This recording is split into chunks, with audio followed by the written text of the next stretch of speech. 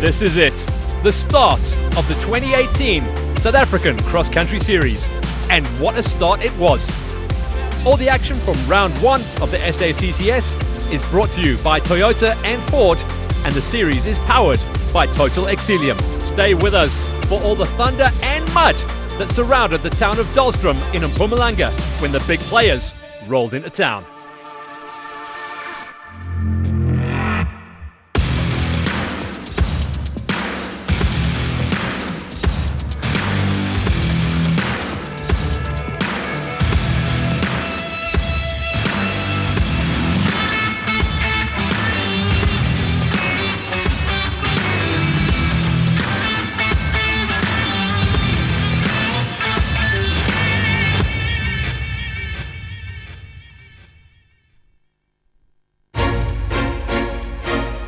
A new season and a brand new venue, Dahlstrom, for the opening round of the SACCS Championship Race Series for 2018. And the Mpumalanga 400 is going to be an absolute banger. What a way to start a season, because we've got a ton of defending champions. The story of the off-season though, before we even got to this event, was a lot of chopping and changing, new cars, new vehicles, new teams. The pits are alive and abuzz with a lot of hot topics. Hot topics such as the new cars in the lineup, the moves to different brands, classes and teams by some of the top drivers, and of course, the weather. With the first cold front of the season hitting the town of Dahlstrom at exactly the same time as round one of the 2018 series, the weekend promised to bring cold and extremely wet conditions. And it certainly did. It was clear from the outset that the Mpumalanga 400 was going to be a damp affair, but that didn't seem to put any dampeners on the festive atmosphere down in the town. As a matter of fact, the cold weather seemed to suit the event and certainly made for some spectacular action. But before we get into the action, let's take a quick look at some of the biggest news that greeted us on our arrival in Dahlstrom. The Atlas Copco team had a new look about it in 2018, not only with Archie Rutherford officially joining their lineup in Class S, but Gary Berthold, now partnered with Jeff Minott, also returned to the fold. Remember, Berthold lost his Class T Volkswagen Amarok in a devastating fire at the desert race last year, but has been working hard behind the scenes to bring an all-new Class T Toyota Hilux to the opening round of 2018.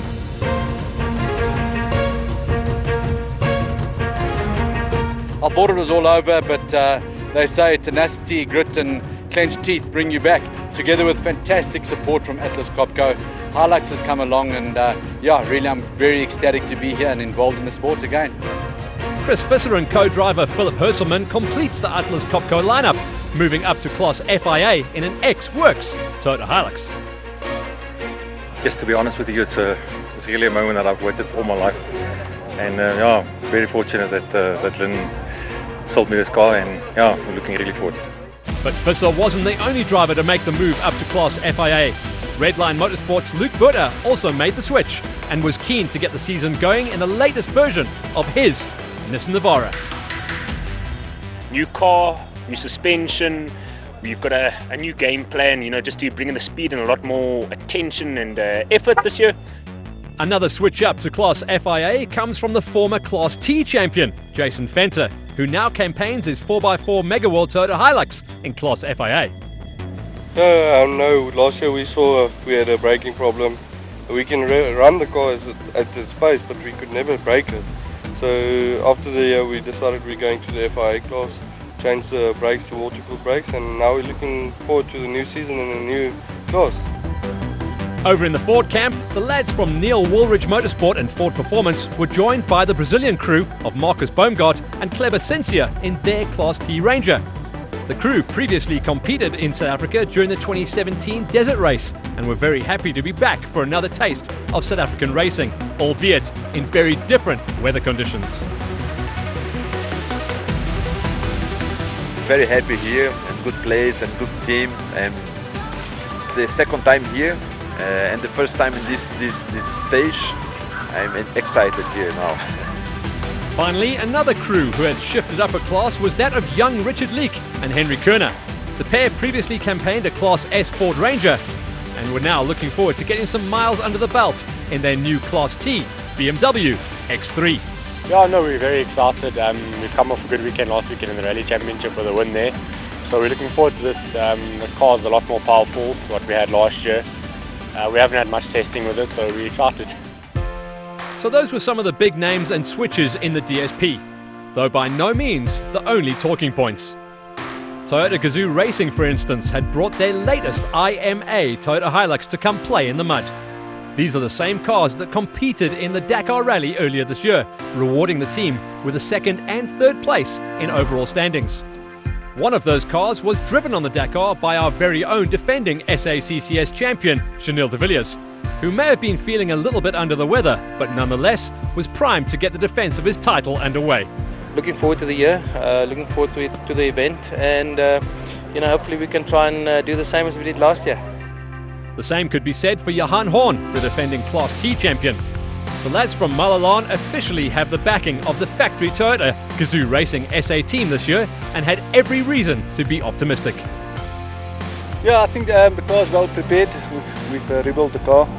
So yeah, we're going to try our best to defend our title. But the Horns will be facing stiff competition throughout 2018, with all the Class T crews gunning for the title. However, their main challenge is sure to come from the Ford NWM team again, where both Woolridge brothers will be aiming for the top step of the podium. Yeah, for sure, clean slate. We've done a lot of work in the off-season.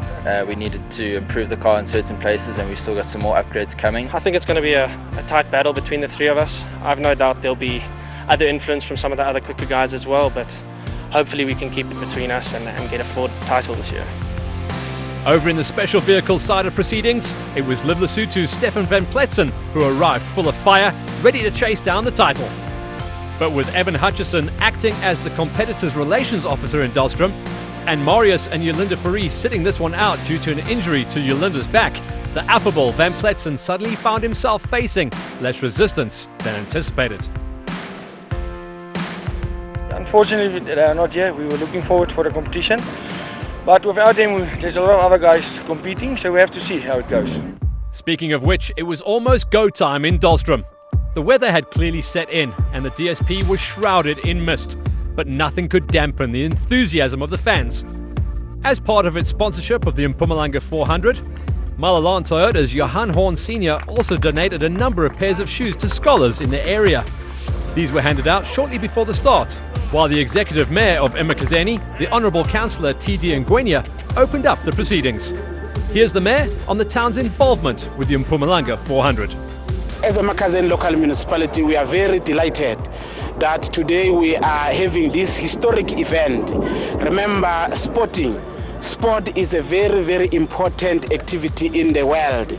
It is able to bring people together from different race, colors, from different gender, and so forth.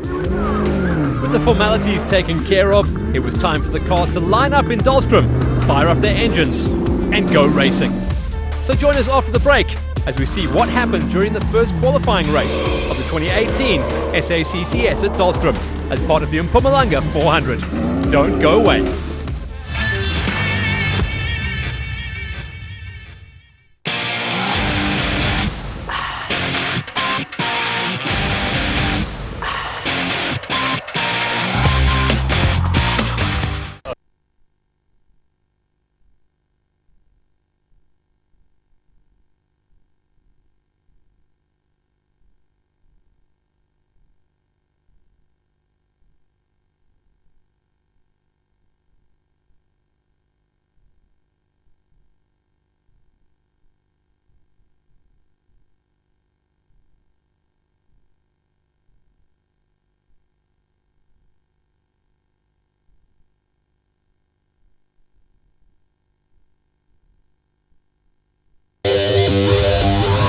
This is Traders Corner in brief. Joining me as always is Garth McKenzie. Join host Julia Tutulevi and the founder of Traders Corner, Garth McKenzie, as he takes his own capital of 150,000 Rand at the start of each year and shows you how to trade like a professional. We do real trades with the money. That's Traders Corner, weekly on Business Day TV. On this episode, My Ride Rules heats up Hotlanta. Let's shake, rattle, and no. I like to get home when I go somewhere. My hips are going numb. Drive better what you figured it would. It's an adrenaline rush, though. You can feel it.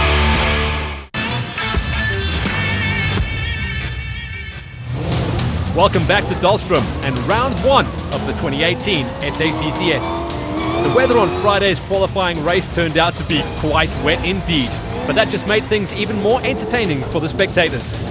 Maybe somewhat less so for the race crews though, but nothing could be done about that. The first group to tackle the qualifying race consisted of Class FIA and Class T vehicles, with the top 5 drawing for their start positions.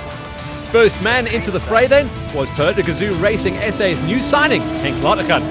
Latergan, now partnered with former champion co-driver Dennis Murphy, set about his business with the precision one would expect from a young prodigy. But unfortunately for the youngster, things unravelled quickly. Just before the halfway mark into the short qualifier, Latergan fell foul to a ditch in a tricky section of the route. The Toyota Hilux got stuck, and it took the crew the best part of 14 minutes to extract the stricken car. Not quite the start that Latergan was looking for. Teammate Janelle de Villiers and navigator Robbie Howie in the meantime had a fairly clean run on their qualifier, posting the second fastest time of the day.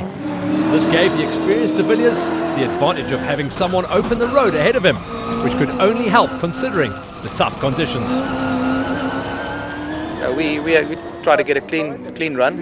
We had 1 or 2 altercations with some traffic on the route, but other than that, a couple of wrong slots. The second car into the qualifying loop was the Class T Toyota Hilux of Johan and Werner Horn. The defending Class T champions knew that a good performance in Dahlstrom could set them up nicely for the season, but they only managed 5th fastest on the day. Certainly not what they'd hoped for, but no disaster either. Chris Visser and Philip Herselman were the next car to tackle the qualifier. And as Visser put it before the race, this was a dream come true. Racing the X-Works Class FIA Toyota Hilux should have been a fantastic experience for Visser. But unfortunately, the former champion lost a bolt on the drive shaft of the new steed early on, and then paused to assist the stricken Latergan. In the end, he had to limp away into the 20th position, losing a massive time in the process.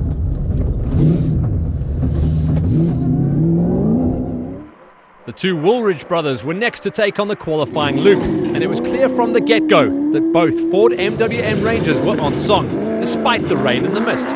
Lance Woolridge, partnered with Ward Huxtable, went 4th fastest in the qualifier. Brother Gareth and his co-driver Boyd Dreyer proved to be the class act of the day, taking the qualifying win over de Villiers and Howie by 10 seconds. This gave him pole position and every reason to smile. We just found the groove, gelled well with the terrain, the track, the navigation was perfect, and it all just slotted into place. So yeah, it was a very nice day for us. 4x4 Mega World's Jason Fenter and navigator Jaco van Aert were the 7th vehicle off the mark, but a torrid qualifier saw the former champions post only the 14th fastest time. Gary Berthold and Jeff Minnitt, meanwhile, were 8th to start the qualifier, and despite not racing for the second half of last season, posted the 6th fastest time in their all-new Class T Toyota Hilux, a stunning performance at the start of a new season. Luke Berta and Andre Vermeulen in their Redline Motorsport Nissan Navara were the second last car in the first group to get underway, and they posted the 11th fastest time of the day. The final car in the top 10 to start was the ALF-supported Class FIA Renault Duster of Johan van Staden and Mike Lawrenson. The pair posted the 9th fastest time of the day, setting them up nicely for the main event. Further back, a number of fast crews showed their mettle. One of the surprises was Brian Baragwanath and Leonard Krumer in the Century CR5 buggy.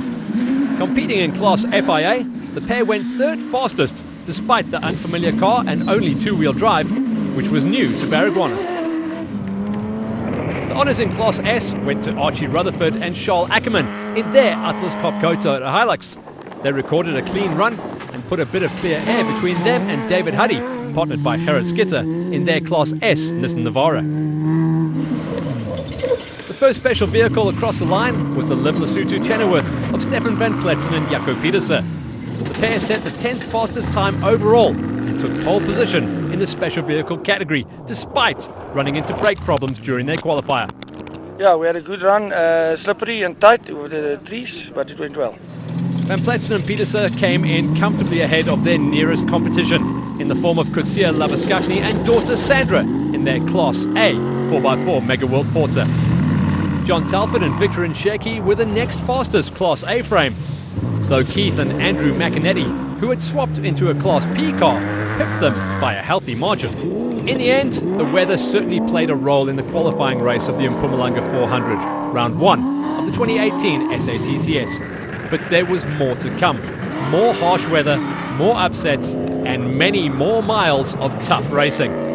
With a scant 40 kilometers below their belts, the crews now face the prospect of another 350 kilometers to race on the Saturday. But before we get there, let's take a look at how things stacked up in the different classes come the end of the qualifying race. In the overall results, it was Gareth Woolridge and Boyd Dreyer at the head of the field, followed by De Villiers and Howie, with Baragwanath and Kremer their best qualifier in third. Van Pletsen and Pieterse were the first frames to cross the line in 10th place in the overall standings. In the frames then, it was Van Pletsen and Pieterse who led the Labuskaknis, with McInerney and McInerney in third. Class S victory went to Archie Rutherford and Charles Ackerman, with David Huddy and Gerard Skitter needing to make up some ground on the main event. Down in the pits doing a quick lap, talking to everyone coming in after the prologue, and it's clear that there is one theme here. It was a very tough, challenging and technical track. Underfoot, a lot more rocks than the guys were expecting, and a lot more trees to deal with as well, some of them in quite close proximity. But then that's all part of cross-country racing, and things were only getting started. For now, we're going to sign off, and we'll see you guys tomorrow morning. It's going to be cold, it's going to be wet, it's going to be gnarly, but it's going to be off-road championship racing.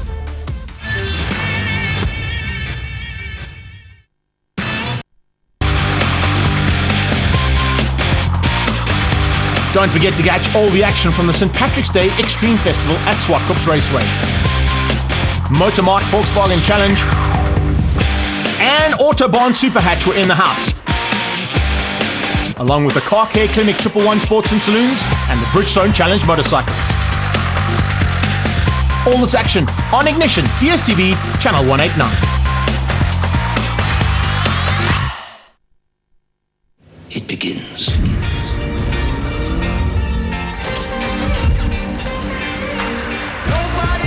Like we do. We bring the fire. Crooked line, baby, I'm unforgettable. Let go of the past, I'll take you to the future. Striking the match, set the world ablaze. Whoa. We bring the fire. Ow. Nobody does it like we do.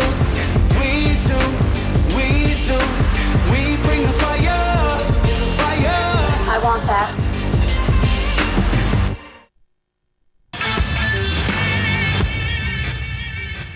Okay, so here we are, race day. Now the story of overnight was that rain that we spoke about that arrived right at the end of lastminute.com yesterday really pulled in hard. It absolutely hammered down with freezing torrential rain the whole way through the night. A lot of the pits were in disarray when we got here this morning, and what it's done to the first 170 Ks is about to be told. The guys are in the start line queue at the moment. It's going to be the Fords opening up the track, and that little stadium section that the guys put on a show is now going to be raced. The story of the day though is Woolridge. Gareth Woolridge, alongside with Boyd Dreyer, will open up the track. They're going to be chased down by Janelle De Villiers, and we know how aggressive he is. He's going to push super hard. Lap number 1, 170 Ks about to come at you. The other story to watch out for is the special vehicles. Will Van Pletsen be able to hold on to his lead going forward? Because Kutsia Labuskakni did not like that number 2 spot that he tagged and bagged in the special A's. He's going to be charging hard. But charging hard was always going to be a challenge on a route as tough as this one. Not only did the terrain around the town of Dahlstrom offer a massive different surfaces and landscapes, but also the overnight rain was sure to play a massive role on the day. With the DSP still shrouded in mist and temperatures hovering around the 10-degree mark, the Mpumalanga 400 started off chilly, but only until the racing action got hot. It was Gareth Woolridge and Boyd Dreyer in the Ford NWM Ranger that got things underway, thanks to their win on the qualifying race the previous day. First order of business for them, and all the other crews, was to tackle the short, sharp stadium section, just 1 kilometre outside Dahlstrom. This bespoke part of the route offers spectators an innovative view of the action. The overnight rain, however, had saturated the ground and made the going tough, even in the four-wheel drive machines. But it was almost impossible for the special vehicles and buggies, as Brian Baragwanath and Leonard Kremer in the Century CR5 soon found out. But despite the lack of traction, the assembled crowd found the muddy antics extremely entertaining. As for the crews, they soon left the stadium behind and got tucked into the first of 2 laps of 170 kilometers. The conditions soon proved to be trickier than anticipated, as the average speeds dropped considerably. It was pretty clear that completing the full race distance might not be achievable, and so the organisers decided to rein the second loop in at roughly the 75 kilometre mark, right by control point 5. While changing the route length is not unheard of, it certainly illustrates just how tough the going was at the Mpumalanga 400.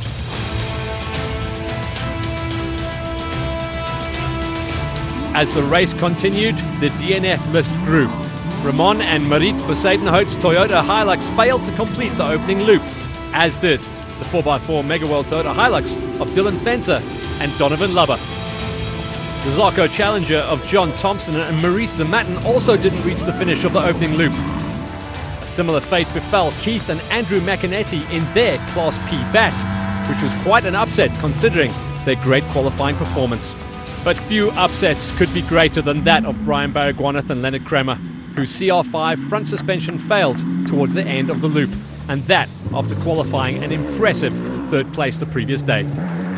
With that said, Johan van Staden and Mike Lawrenson also had to throw in the towel, but at least they completed the first loop in a highly competitive time, moving themselves up into 2nd place in the Class FIA battle. That was before the clutch on their Alfa Renault Duster gave up the ghost just 50 kilometers from the finish. Gary Berthold and Jeff Minott also put in a great performance in the opening loop of their race, but they went farming in the slippery conditions, hit a tree stump, and broke the lower control arm on their brand new Class T Toyota Hilux. Even so, it was a solid performance up until that point. But by far the biggest upset of the Mpumalanga 400 came when early pace setter and winner of the qualifying race, Gareth Woolridge, ran into trouble just 40 kilometers into the 2nd loop. The Ford NWN driver, partnered with Boyd Dreyer, lost a lower control arm after the right front of his Ford Ranger hit a ditch. The pair tried to limp home for 14 kilometers, then tried a makeshift fix, and finally gave up just 20 kilometers from the finish. Sheer heartbreak for the youngsters. But it wasn't all doom and gloom around Dahlstrom. 20 crews made it all the way to the finish, including Atlas Copco's Archie Rutherford and son Kent, who brought their Class S Toyota Hilux home as the final finisher of the Mpumalanga 400. This meant then that David Huddy and Gerard Skidder took the top honours in Class S in their Nissan Navara, drawing first blood in the championship as well. Malcolm Koch and Sean van Staden also made it to the finish in their Class T Toyota Hilux, just behind the Class P special of Nick Gosler and Andrew Massey. With the McInerney's failing to finish the opening round, Gosler's finish gave him a small advantage in the class championship, but the season is far from over. Class A was a different battle altogether, with Werner Kennedy and CJ Van Pletsen going 4th fastest in their Live Lesotho Porter. They were beaten to 3rd spot on the podium by 4x4 Megaworlds, Kutsia and Sandra Labuskakny, who made it to the finish some 9 minutes ahead of the Live Lesotho crew. This left the tussle for the top 2 steps, where John Telford and navigator Victor Nsheki pitted their bat against the Live Lesotho Chenoweth of Stefan Van Pletsen and Jaco Pieterse.